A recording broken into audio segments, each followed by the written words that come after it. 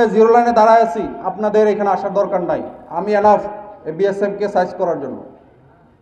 বুঝতে পারছি? যখন আমার প্রয়োজন হবে তখন আমি বলবো ঠিক আছে আমাদের গ্রামবাসীকে নিয়ে আসো, নিয়ে আমরা সাইজ করি।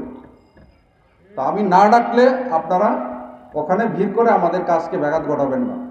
আমাদের হাতে অস্ত্র আছে, আমাদের ট্রেনিং আছে, সর্বশেষ হচ্ছে আমাদের মনোবল আছে, এবং আমাদের পিছনে 18 কোটি মানুষ আছে, আছে না? তো 18 কোটি মানুষ থাকতে আমার কি ভয় পাওয়ার কোনো কারণ আছে?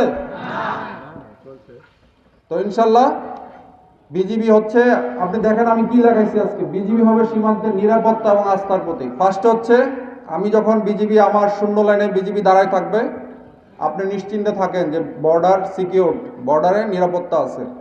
আর আস্থা হচ্ছে আমরা যে কোনো কাজে আপনি আমাকে আমার সাহায্য সহযোগিতা পাবেন, হোক সীমান্ত সম্পর্কিত, হোক অন্য যে কোনো সম্পর্কিত, বিজিবিকে আপনার পাশে পাবেন।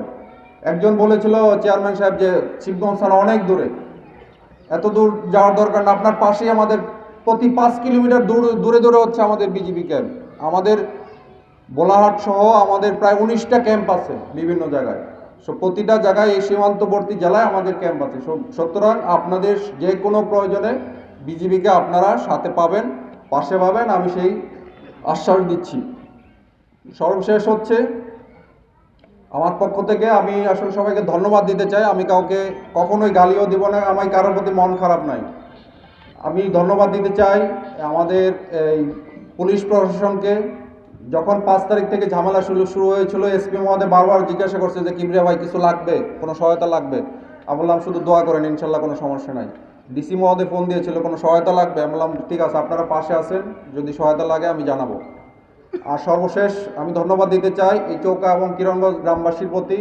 আপনারা বিজিবির সাথে ছিলেন, পাশে ছিলেন, এই জন্য আমার অন্তঃস্থল থেকে আমি সবাইকে ধন্যবাদ দিতে চাই। এই শুধু শিবগঞ্জবাসী না, এই পুরো বাংলাদেশের 18 কোটি মানুষ আমাদের বিজিবির সাথে ছিল। তো ইনশাল্লাহ এই সাপোর্ট যেন আপনাদের সবার থাকে। এবং সর্বশেষ রিকোয়েস্ট হচ্ছে, যেটা বললাম, আপনাদের এলাকায় আপনারা চিহ্নিত করেন কারা কারা এই কাজে, এই মাদক চোরা কারবারি করে, কারা বিভিন্ন ধরনের চোরাচালানের সাথে জড়িত, আমাকে খবর দেন। আমরা তার আমরা ধরে শিবগঞ্জ ওসি সাহেব আছেন, আমরা ওনাকে হ্যান্ড ওভার করবো, বাকি আইনানুগ ব্যবস্থা উনি নেবেন।